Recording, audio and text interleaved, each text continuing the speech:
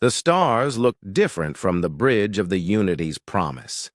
Ambassador Lee Hanna stood quietly at the window, watching the red sun of the Zerati system grow larger. Her reflection in the glass showed a woman in her 30s with kind eyes and a gentle smile. She wore simple diplomatic robes that made her look soft and harmless. "Ambassador, we'll reach their homeworld in 2 hours," said Park Ji-won, her aide. Ji-won was young and eager, always ready with files and reports. She had worked with Hana for 3 years but still seemed nervous around aliens. "Thank you, Ji-won. Are the trade documents ready?" Hana's voice was calm and polite. She never raised it, never showed anger. Other diplomats said she was too nice for this job. "Yes, ma'am. Everything is prepared according to their customs." Ji-won handed over a data pad. "The Zerathi, like everything written in their old script. It took our translators weeks to get it." "Right." Hana smiled at the girl's hard work. "You did well. This trade agreement will help both our people." She looked back at the alien world growing in the view screen. "Have you ever seen a Zerathi before?" "Only in videos. They're quite large, aren't they?" Ji-won seemed worried. "And their king, Veltar, he doesn't like humans much. Many species are suspicious of newcomers. We've only been in space for 100 years. They've had star travel for thousands."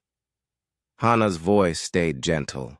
"We must be patient and show them we come in peace." Kim Min-ho, head of their security team, walked onto the bridge. He was tall and strong, with scars on his hands from old battles. "Ambassador, my men are ready. The Zerathi have agreed to let us bring 5 guards." "Only 5? Ji-won looked nervous. "But their army has thousands of soldiers." Min-ho smiled, but his eyes stayed cold. 5 is enough. We're not here to fight." He looked at Hana with respect. "The ambassador knows what she's doing." The ship's pilot, Yoon Ha-jun, called from his station.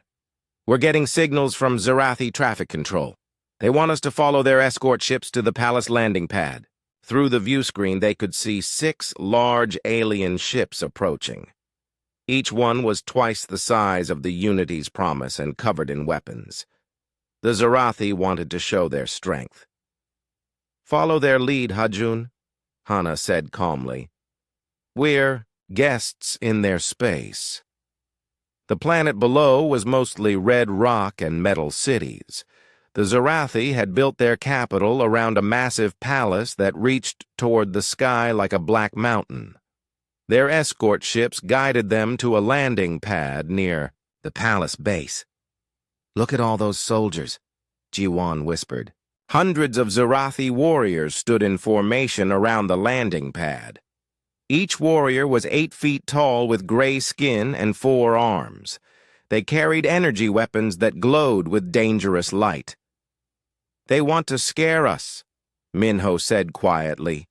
"It's normal for military species." Hana studied the scene below.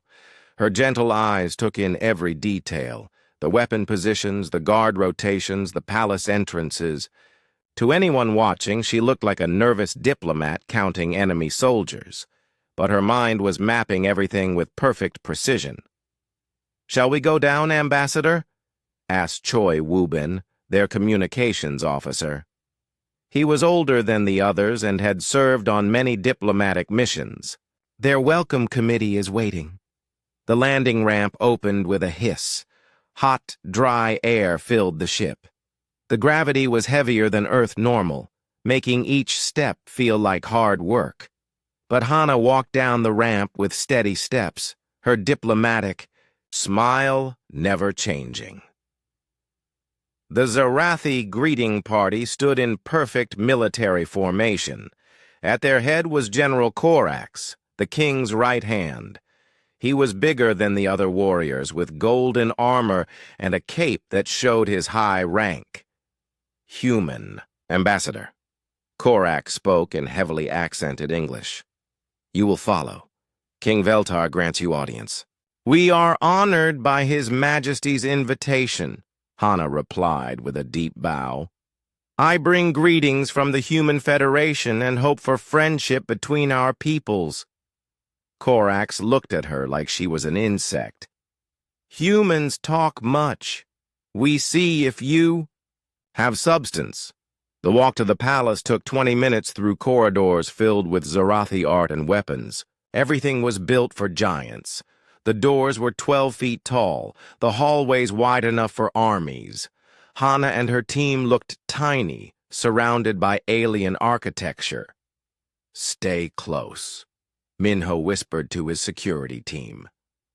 Something feels wrong. Here. Hana noticed it too. Too many guards, too many weapons.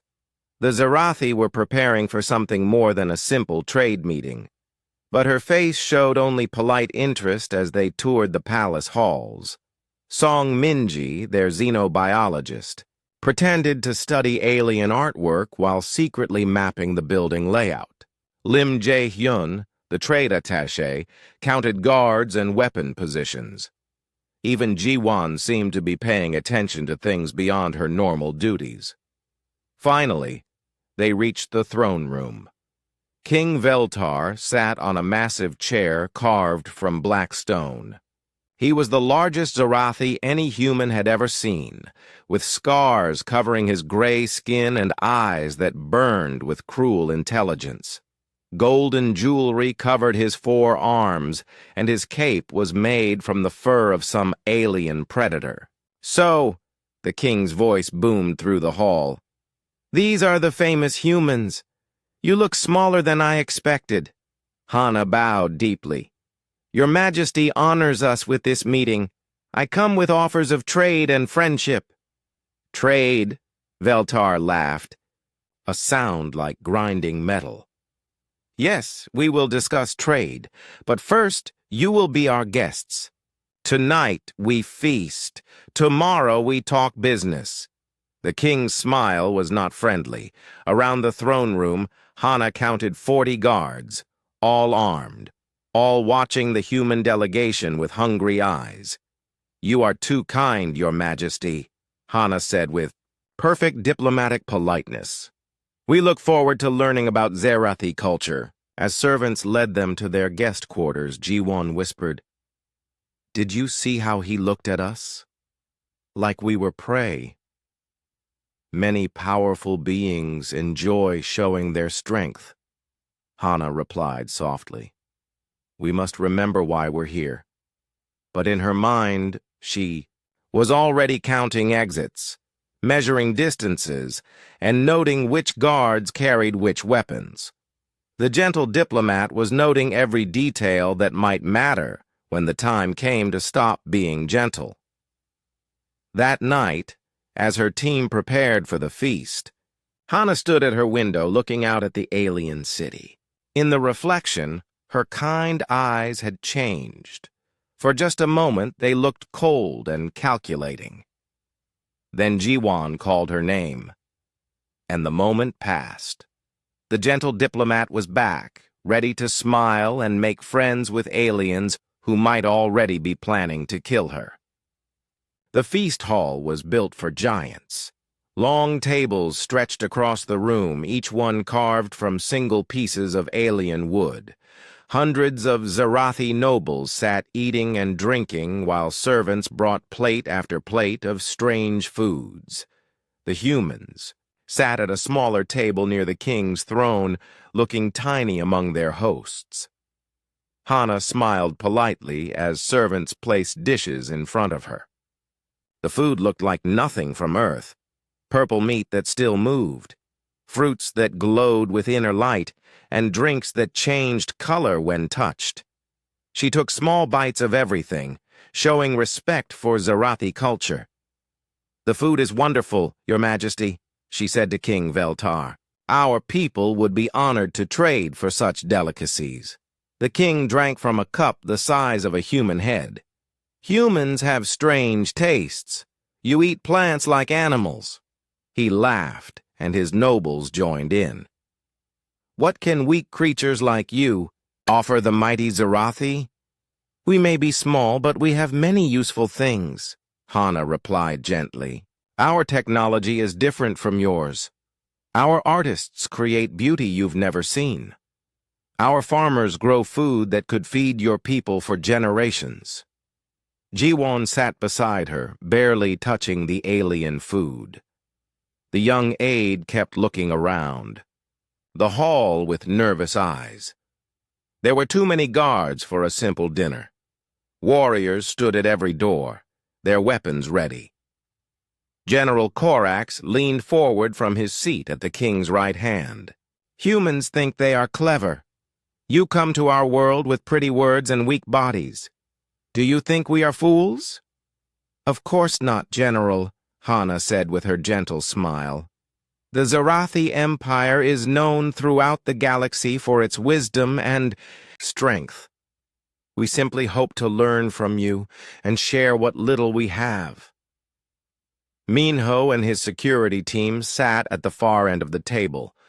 They looked relaxed, but their eyes never stopped moving.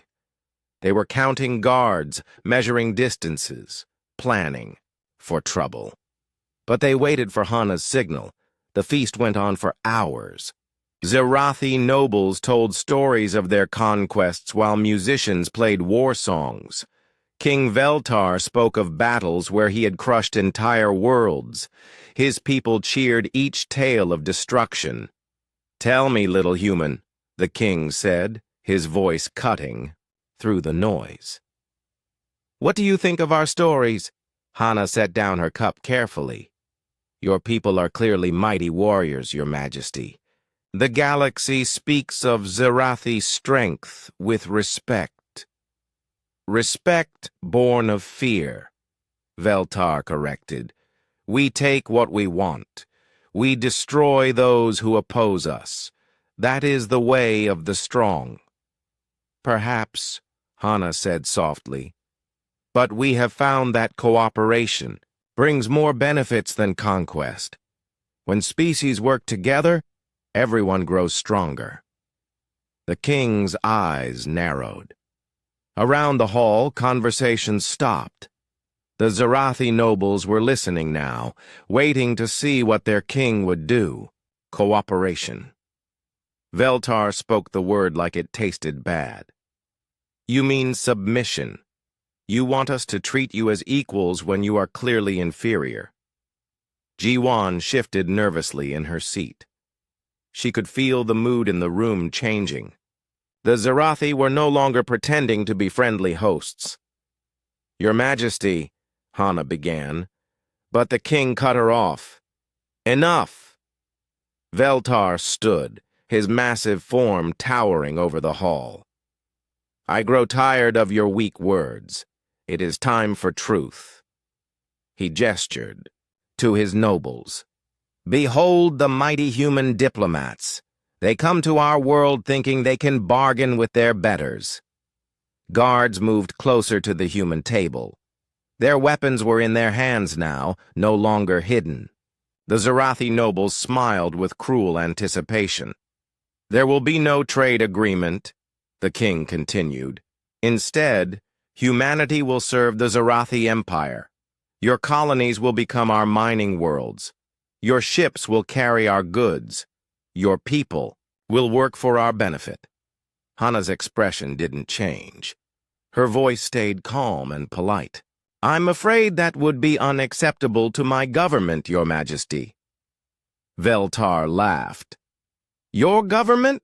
Look around you, human. You are surrounded by our warriors on our world.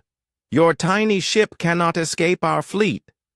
What can your weak government do to help you now?" Choi Woo-bin, the communications officer, was quietly working with his equipment under the table. He was trying to send a message to their ship, but Zarathi jammers were blocking the signals.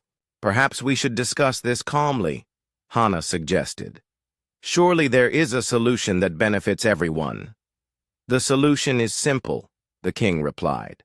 "Agree to our terms, or die here in this hall. Then we will visit Earth and deliver the same message to your leaders." The threat hung in the air like poison. Around the hall, Zerathi guards moved into position. There were at least 100 warriors now, all armed and ready. The humans were completely surrounded. Jiwon grabbed Hana's arm. "Ambassador," she whispered, fear clear in her voice. "What do we do?" For a moment, Hana's gentle mask slipped. Her eyes became hard and cold like winter ice. But she caught herself quickly. The diplomatic smile returned. "Your Majesty is very direct," she said politely. "May I have a moment to consider your generous offer?" "You have until I finish my drink," Veltar said, raising his massive cup. He drank slowly, savoring both the liquid and the human's fear. Under the table, Minho's hand moved to his weapon. His security team tensed, ready for action, but they were badly outnumbered. Even if they fought with perfect skill, they couldn't win against so many enemies. Hana looked around the hall one more time. She saw the guards at every door, the weapons pointed at her people, the cruel smiles on Zerathi faces. They thought they had won. They thought the humans were trapped. "Time is up," the king declared, setting down his empty cup. "What is your answer, human?" Hana stood slowly, her diplomatic robes rustling softly. Her team watched her carefully, waiting for orders. The entire hall focused on the small human woman who looked so helpless among the alien giants. "Your Majesty," she said, her voice still gentle and polite, "I'm afraid I must decline your kind offer." The king's smile was terrible to see. "Then you choose death. Guards, kill them all. Make it quick. I have no wish to hear them scream." Warriors raised their weapons. Energy beams began to charge with deadly light. The trap was sprung. The Zerathi had played their hand, showing their true intentions. But as the first shots fired, something changed in Ambassador Lee Hana. Her gentle smile faded away. Her kind eyes became as cold as space itself. The diplomatic mask she had worn for so long finally fell away. The real Hana had work to do. Wubin managed to activate his emergency beacon just as the jamming fields went active. Somewhere in space, their ship would receive the signal. But help was hours away, and they had only seconds to live. In that moment, as energy beams filled the air around them, Hana moved with impossible speed. Her gentle diplomat act was over. Now the Zerathi would learn why she was really here. The first energy beam should have killed Hana instantly. Instead, she was already moving. The gentle diplomat who had stood there moments before was gone. In her place was something else. Something fast, precise, and deadly. She grabbed Jiwon and pulled her behind an overturned table as more shots filled the air. The young aide was screaming, but Hana's voice cut through the noise like a blade. "Stay down and don't move until I tell you." Jiwon had never heard that tone from her gentle boss. It was cold, commanding, and absolutely certain. This was not the same woman who had smiled politely at alien insults all evening. Across the hall, Minho and his security team were moving too. But they weren't protecting Hana. They were following her lead. The security detail spread out with military precision, but their eyes stayed on their ambassador for orders. A Zerathi guard charged toward their overturned table with an energy spear. Hana rose to meet him, empty-handed. The alien warrior was 3 times her size, armored and armed. He should have cut her down easily. Instead, Hana moved like flowing water. She slipped past his spear thrust, grabbed his wrist, and twisted. The sound of breaking bone echoed through the hall. The guard dropped his weapon and fell to his knees, screaming. Hana caught the falling spear and spun it in her hands like she had trained with it for years. Two more guards rushed her. She met them both at once, moving between their attacks with impossible grace. The spear became a blur in her hands, striking pressure points that dropped both warriors instantly. "Impossible!" King Veltar roared from his throne. "She's just a diplomat!" General Corax was shouting orders to his men. "Kill the humans, all of them, now!" But the hall had become chaos. Hana moved through the fighting like death itself. She used anything as a weapon, eating knives, broken furniture, even pieces of armor torn from fallen guards. Every movement was perfect, every strike exactly placed. Jiwan watched in shock from behind their table. "Who are you?" she whispered. "Someone who's tired of pretending," Hana replied without looking back. She threw a dinner plate like a disc, hitting a guard in the throat and dropping him silently. Minho appeared beside them, his own weapons now drawn. "Orders, ma'am?" "Ma'am, not ambassador."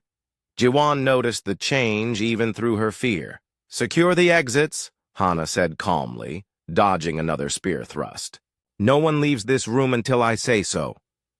"Understood." Minho spoke into his hidden communicator. "Phoenix Protocol is active. I repeat, Phoenix Protocol." Across the hall, Hana's security team moved with deadly efficiency. These were not normal bodyguards. They fought like special forces, using weapons and tactics that no diplomatic mission should have known. Song Minji, the xenobiologist, had produced a small device from her robes. She pointed it at groups of Zarathi guards and pressed a button. Sound waves too high for human ears filled the air. The aliens grabbed their heads in pain, their sensitive hearing overwhelmed. "Sonic disruptor," she called to Hana. "Their ears are more sensitive than ours." Lim Jae-hyun, the mild-mannered trade attaché, was no longer mild. He had somehow acquired 2 Zarathi energy weapons and was using them with expert skill. His shots were perfect, disabling rather than killing, but leaving no doubt about his training. "Ma'am," he called over the noise, "should we contain or eliminate?" "Contain for now," Hana replied, breaking another guard's weapon with her bare hands. "We might need information." King Veltar was backing toward his throne room doors, his eyes wide with disbelief. "What are you? What is this?" Hana looked at him across the hall. Bodies of unconscious guards lay scattered around her, but she wasn't even breathing hard. Her diplomatic robes were torn now, revealing the flexible armor underneath. "I'm Ambassador Lee Hana," she said, her voice carrying easily through the chaos. "I came here hoping for peace. You chose war instead." "Guards! More guards!" the king screamed. "Call the army! Call everyone!" "I'm afraid that won't work, Your Majesty," said Choi Woo-bin. The communications officer had stopped pretending to be helpless. His equipment was much more advanced than it had appeared. "I've been jamming your communications since the attack," began. "No one knows what's happening in here." Hana walked toward the king's throne, stepping over fallen guards. Each step was measured, controlled. She looked like a predator approaching trapped prey. "You see, Your Majesty, there's something you should know about human diplomats," she said conversationally. "We really do prefer peace. We'd rather talk than fight. But when someone tries to murder us during dinner..." She picked up a fallen guard's energy rifle and examined it with professional interest. "Well, that's when you meet the other kind of human diplomat." General Corax tried to rush her from behind. Hana spun around and caught him by the throat without even looking. Her small human hand somehow held the massive alien warrior completely. Still. "General," she said politely. "Please don't interrupt. I'm having a conversation with your king." She threw Korax across the room like he weighed nothing. He hit the wall and didn't get up. Yoon Ha-jun, their pilot, had appeared at one of the side doors. "Ma'am, the palace is on alert. They're sending reinforcements." "How many?" Hana asked. "Looks like the entire royal guard. Maybe 500 soldiers." Hana smiled. It was not a gentle diplomat smile anymore. "Perfect. I was hoping for more." Challenging opponents, Jiwon stared at her boss, or the woman she had thought was her boss, in complete shock. "You're not really a diplomat, are you?" "Oh, I am a diplomat," Hana replied, checking the energy rifle's charge level.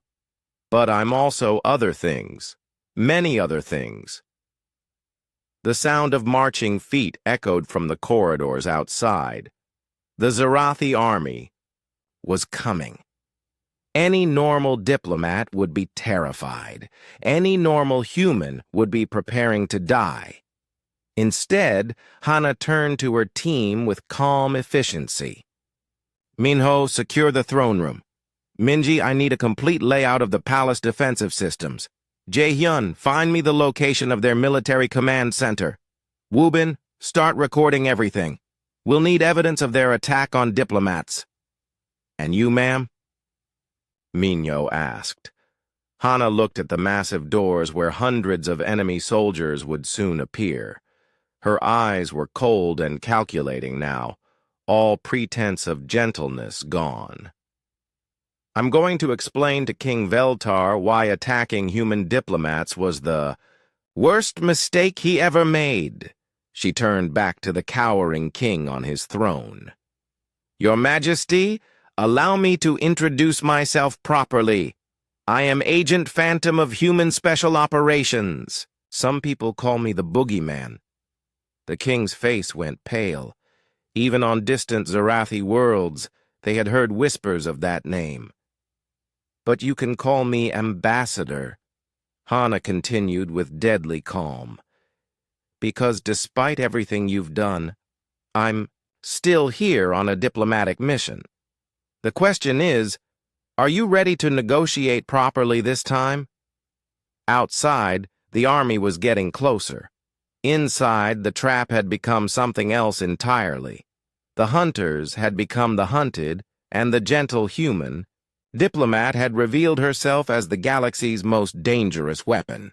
The palace doors exploded inward as Zarathi soldiers poured into the throne room. They came expecting to find their king victorious and dead human diplomats. Instead, they found chaos. King Veltar was pressed against his throne, eyes wide with terror. General Korax lay unconscious against the far wall. Dozens of royal guards were scattered across the floor, all alive but badly hurt, and in the center of it all stood Ambassador Lee Hana, no longer pretending to be helpless. "Surrender now and you will not be harmed," she called out to the incoming soldiers. "This is your only warning," the Zarathi commander laughed. "One small human against 500 warriors? You are insane." "I'm really not," Hana replied calmly. "But you're about to be very sorry." The soldiers charged. Hana moved. What happened next would be talked about in Zarathi military schools for generations.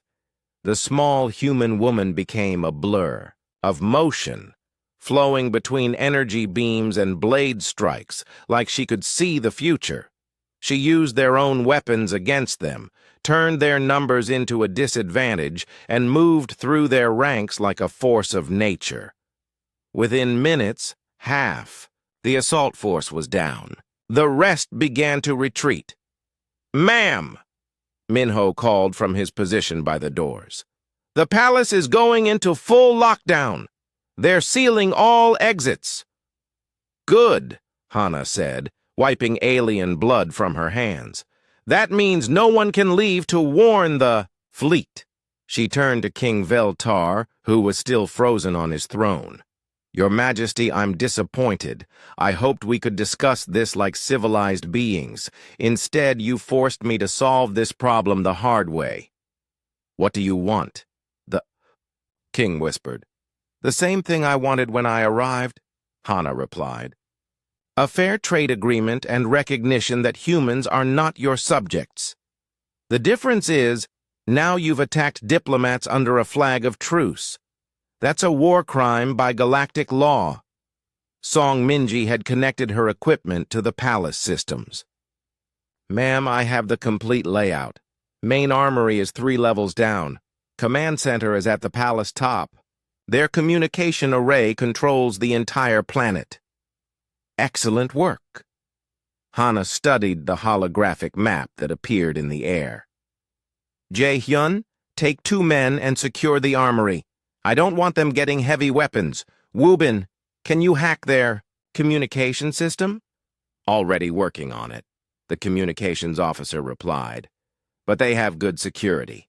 I need physical access to the main array. Then that's where I'm going. Hana looked around the ruined throne room.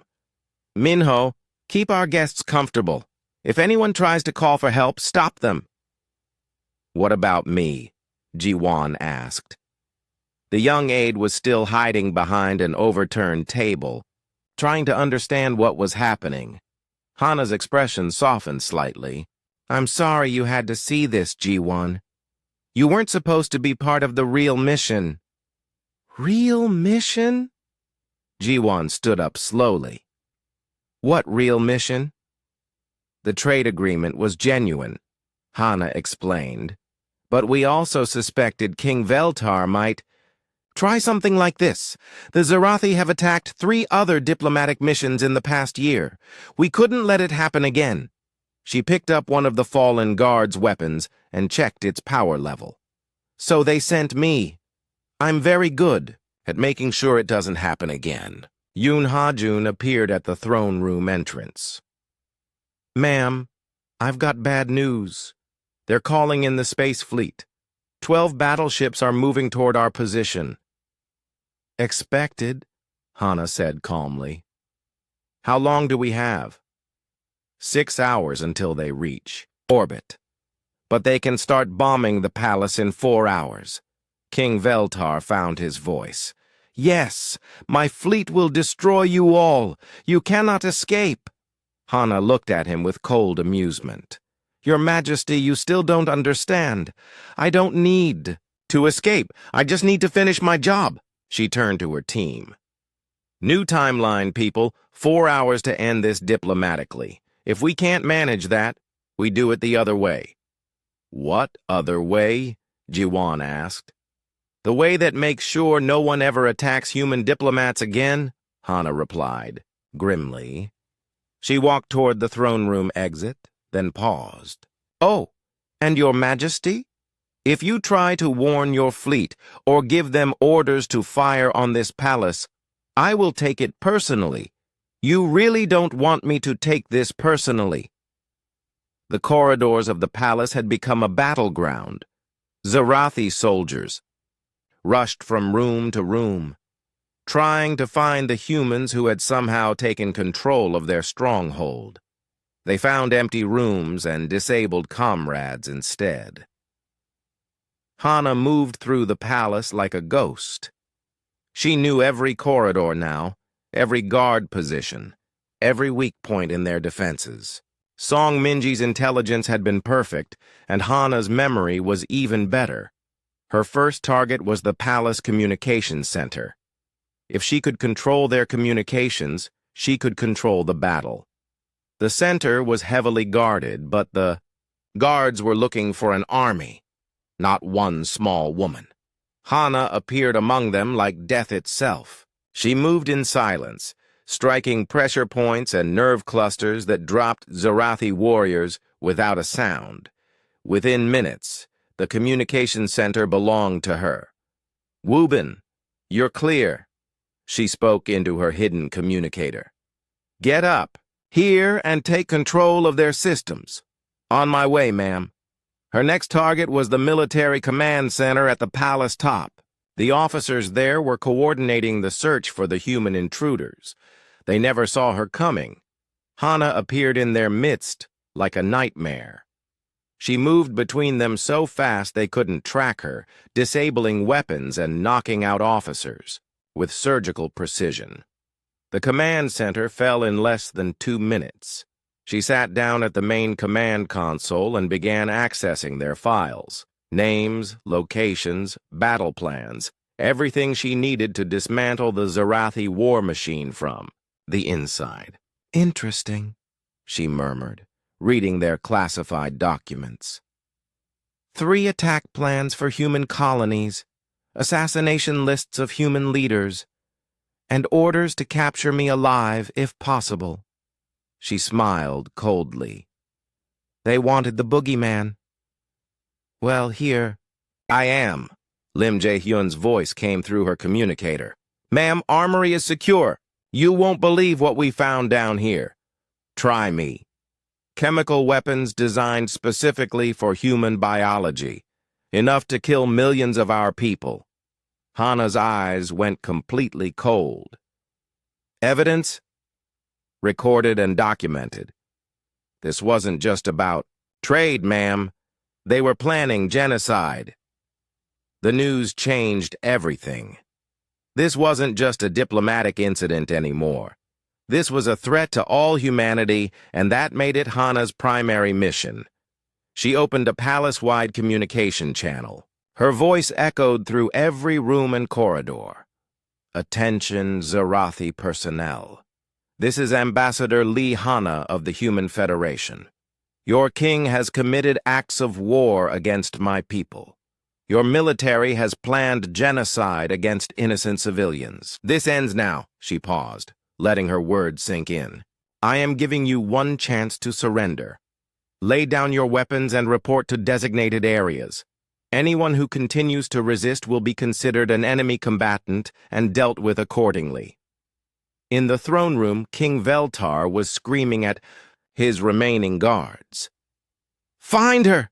Kill her! She's only one woman!" But his guards had heard the stories. They knew what the Boogeyman could do, and they had just watched her tear through their best soldiers like they were children. Some of them were already setting down their weapons. High above in the command center, Hana watched the palace security feeds. Zarathi soldiers were surrendering, in groups, no longer willing to face the human who fought like a demon. "Smart choice," she said to herself. But the real work was just beginning. She had 4 hours to prevent a war and save 2 civilizations from destroying each other. It was going to be the longest 4 hours of her life.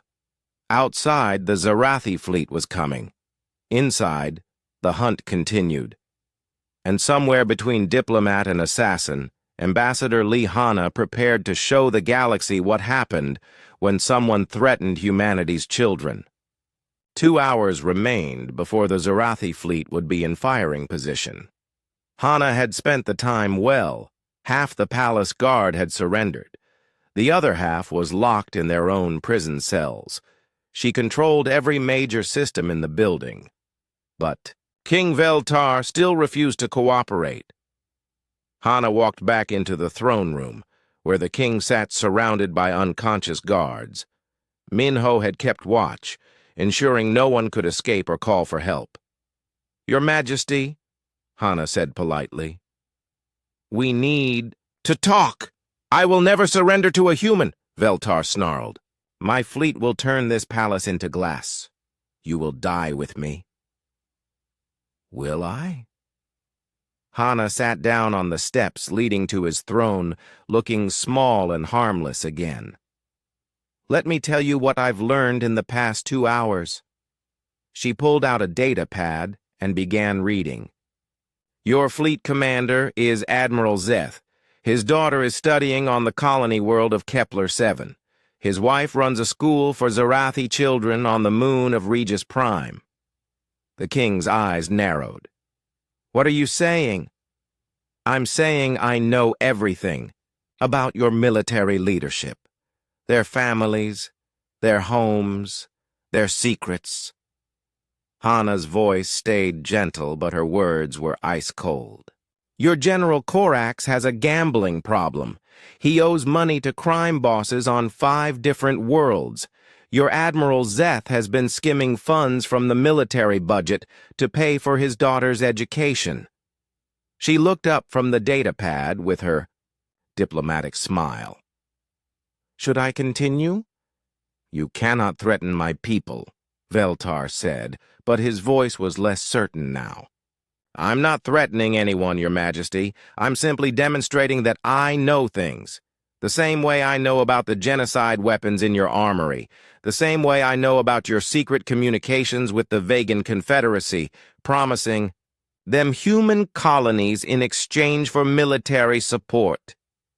The king went pale. Those communications were supposed to be completely secure.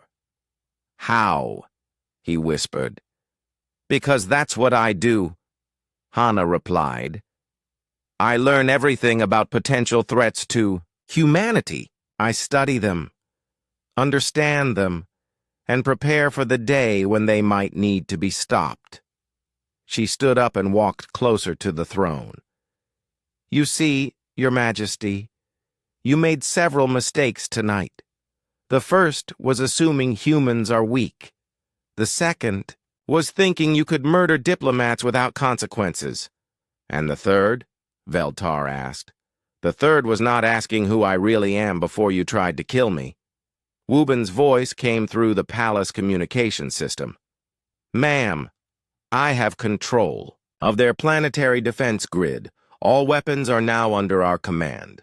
Thank you, Wubin. Hana never took her eyes off the king. Your Majesty, your own weapons are now pointed at your fleet.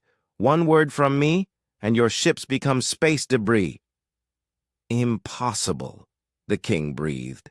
I've also taken the liberty of sending a complete record of tonight's events to the Galactic Council, Hana continued, including video evidence of your attack on diplomats, audio recordings of your genocidal plans, and detailed scans of the biological weapons you've been developing.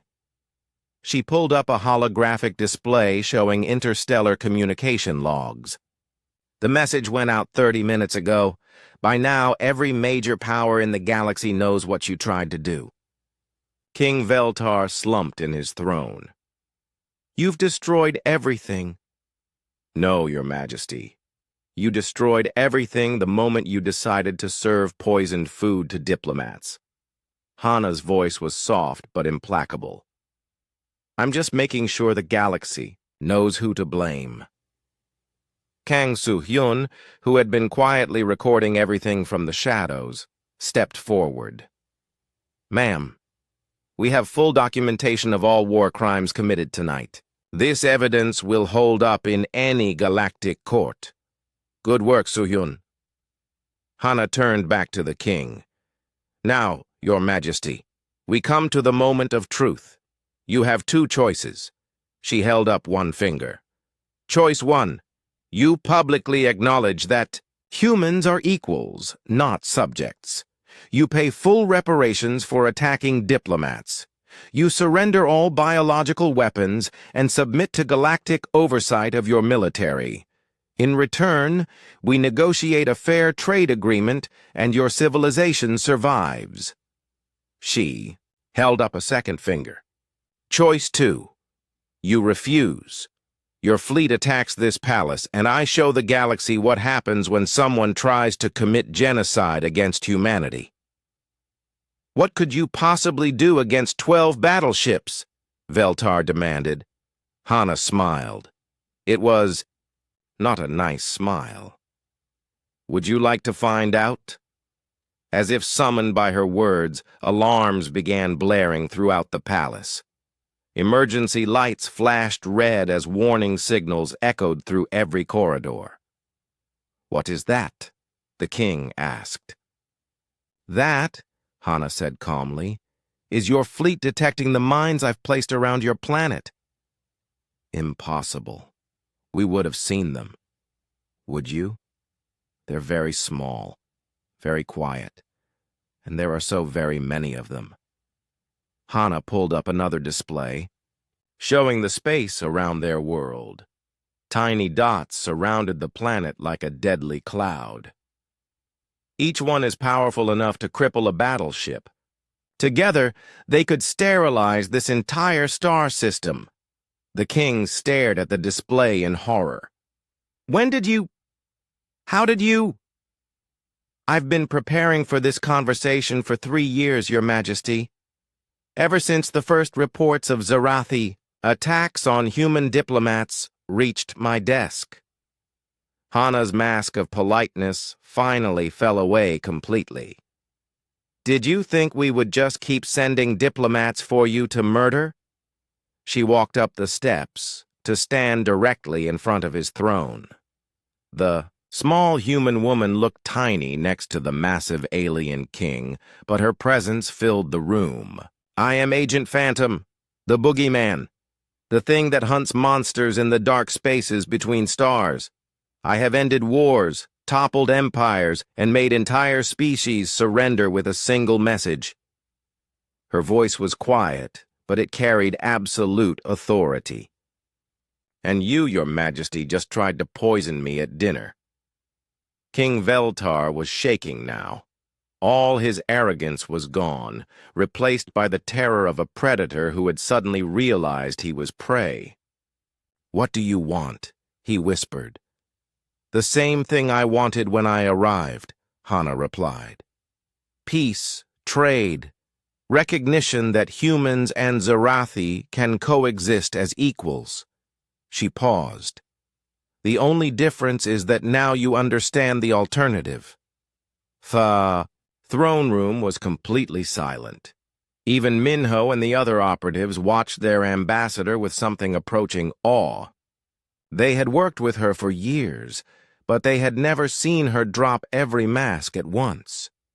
Choose quickly, Your Majesty, Hana said softly. Your fleet will be in range soon. If they fire on this palace, I will assume you have chosen war. And if you choose war with humanity. She left the threat unfinished. In the silence that followed, everyone in the room understood exactly what would happen to the Zarathi Empire. King Veltar looked around his ruined throne room, at his unconscious guards, at the human woman who had destroyed everything he thought. He knew about power. He began, his voice barely audible. I choose peace. Hana smiled, and for the first time that night it was genuinely warm. I was hoping you would say that, Your Majesty. Now, shall we discuss the details of your surrender? 3 months later, Ambassador Lee Hana sat in a very different throne room. The black stone chair was gone, replaced by a circular table where equals could meet. The walls no longer displayed weapons of conquest, but instead showed art from dozens of different worlds. The Zarathi Empire had become the Zarathi Republic overnight. King Veltar was gone, replaced by a council of elected leaders who understood the new reality of galactic politics. They sat across from Hana now, signing the final trade agreement that should have been signed 3 months ago. Article 15 covers the exchange of agricultural products, said Councillor Thane, who had once been a general under Veltar. We accept the human terms completely. Hana nodded politely. Excellent. This will benefit both our peoples greatly. Oh, Sunwoo, her new aide, watched the proceedings with quiet amazement. She had read the files about what happened in this room 3 months ago, but it was hard to believe. The woman sitting beside her seemed so gentle, so diplomatic. The reparations payments will continue for 5 years as agreed, said Councillor Mora, the former head of Zarathi Intelligence. We hope this demonstrates our commitment to peaceful relations. It does indeed, Hana replied with a warm smile. The Human Federation appreciates the Zarathi Republic's efforts to make amends. What she didn't say was that those reparations were funding human colonies throughout the galaxy. What had been meant as tribute to a Zarathi empire was now helping humanity spread among the stars. The signing ceremony concluded with all parties satisfied. As the Zarathi counselors filed out, bowing respectfully to Hana, Sunwoo finally spoke. "Ma'am, may I ask you something?" "Of course, Sunwoo. What would you like to know?" "The files say you convinced an entire empire to surrender in one night. How is that possible?" Hana was quiet for a moment, watching the alien sunset through the great windows. "Sometimes, Sunwoo, the only way to achieve peace is to show people what war would really cost them." "But you're just a diplomat." "Am I?" Hana smiled. "What do you think a diplomat is, Sunwoo?" The young woman thought carefully. "Someone who talks instead of fighting?" "That's part of it. But a good diplomat is also someone who makes sure the talking works. Sometimes that requires additional skills." They walked out of the former throne room together, past guards who bowed respectfully as they passed. The Zarathi soldiers no longer looked at humans with contempt. They looked at them with the careful respect given to dangerous equals. In the corridors, they passed portraits of the new Republic's leaders. Noticeably absent was any image of former King Veltar. He had vanished the night of his surrender and was rumored to be living quietly on a farm somewhere, forbidden from ever holding power again. "Ma'am," Sunwoo asked as they walked, "what happened to your old team? Minho? Jiwan? The others?" "They've moved on to other assignments," Hana replied.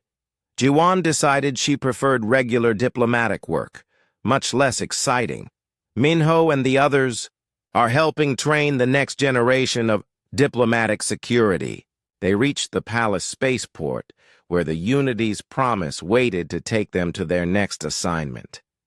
As they boarded, Sunwoo noticed something interesting in the passenger manifest. "Ma'am, we have several new team members I don't recognize." Hana glanced at the list. "Oh yes, Song Minji is our new xenobiologist. Lim Jaehyun handles trade relations. Choi Woobin is our communications expert." She paused. "And Yoon Ha-jun is still our pilot, of course." "But these are the same people from the Zarathi incident," Sunwoo said, confused. "Are they?" "I hadn't noticed." Hana's expression was perfectly innocent. "We must have similar tastes in personnel." As the ship lifted off from the alien world, Sunwoo looked back at the planet below. "The reports say news of what happened here spread throughout the galaxy. Other species are being much more polite to human diplomats now." "That's good to hear. Politeness makes negotiations so much smoother." "Some of the reports call you the Boogeyman," Sunwoo continued. "They say alien children are told stories about the human diplomat who can end empires with a smile." Hana laughed softly. "Stories get exaggerated in the telling. I'm just a diplomat who takes her job seriously." "But the files say you single-handedly defeated the Proxima Rebellion and made the Vegan Confederacy surrender without firing a shot." "The files say many things, Sunwoo. What matters is that those conflicts ended peacefully." The young aide studied her boss carefully. Ambassador Hana looked so normal, so harmless. She was reading reports and sipping tea like any other diplomat. It was impossible to imagine her as the galaxy's most feared operative. "Ma'am, where are we going next? The Andromedan Trade Union is having some difficulty with raiders attacking their merchant ships. They've requested human assistance in negotiating a solution." "And if negotiation doesn't work?" Hana's smile was gentle and diplomatic. "Oh, it will work, Sunwoo. It always works eventually. She returned to her reports, but not before Sunwoo caught a glimpse of something else in her files. Fleet movements, intelligence reports, detailed analyses of Andromedan military capabilities. This was not normal diplomatic preparation. Hours later, as the ship traveled through hyperspace, Sunwoo found herself in the cargo bay checking supplies. What she found there made her understand the truth about her gentle, diplomatic boss. Hidden behind crates of trade goods were weapons that no normal diplomatic mission should have. Advanced combat armor, military-grade communications equipment, and devices she couldn't even identify. Everything was carefully concealed, but it was there. She heard footsteps behind her and turned to find Hana standing in the doorway. Curious. "About our supplies?" the ambassador asked calmly. "Ma'am, I was just—" "It's all right, Sunwoo. You were bound to figure it out eventually." Hana walked into the cargo bay and sat down on one of the crates. "Do you want to know the truth?" Sunwoo nodded, not trusting her voice. "Humanity is still very young in galactic terms. We've only had space travel for a century. Most aliens see us as weak newcomers who can be pushed around or eliminated." Hana's voice was soft but serious. "They're wrong, but convincing them of that requires a delicate touch. So you're really— I'm really a diplomat. Everything else is just insurance." Hana smiled. "The galaxy is a dangerous place, Sunwoo. Full of species who think might makes right. Sometimes to preserve peace, we have to show them that humans are not as helpless as we appear. Like with the Zarathi? Exactly like the Zarathi. King Veltar thought he could murder human diplomats and face no consequences. I had to show him otherwise." Sunwoo sat down on another crate, trying to process everything. "How many people know what you really are?" "Very few. And it needs to stay that way. The moment aliens know for certain that some of our diplomats are also operatives, they'll stop trusting any of us." Hana leaned forward. "But they also can't be allowed to think we're defenseless. It's a careful balance." "What about me? What happens now that I know?" Hana studied the young woman for a long moment. "That depends. Are you willing to help maintain the balance?" Yes. Yes, I think so." "Good. Because our next assignment is going to require both diplomacy and other skills." Hana stood up. "The Andromedan raiders aren't just pirates, Sunwoo. They're being armed by someone who wants to destabilize human trade routes. We're going to find out who, and we're going to stop them. Diplomatically, if possible." Hana's smile was warm, but her eyes were cold. "But if not, well, the galaxy needs to be reminded occasionally why attacking human interests is a bad idea." As they left the cargo bay, Sunwoo realized her quiet life as a diplomatic aide was over. She was now part of something much larger and more dangerous, part of humanity's secret strength, hidden behind gentle smiles and polite words. "Ma'am?" she asked as they walked back toward the bridge. "Yes?" When aliens tell their children stories about the human boogeyman, are they warning them or teaching them? Hana paused at the question, then smiled. "Both, Sunwoo. They're teaching their children to respect humanity and warning them what happens to those who don't." The Unity's promise continued through hyperspace, carrying its diplomatic crew toward their next assignment. To anyone watching, it was just another peaceful human trade mission. They would never suspect that aboard was the galaxy's most dangerous woman, disguised as its most gentle diplomat. And that was exactly how Ambassador Lee Hana preferred it.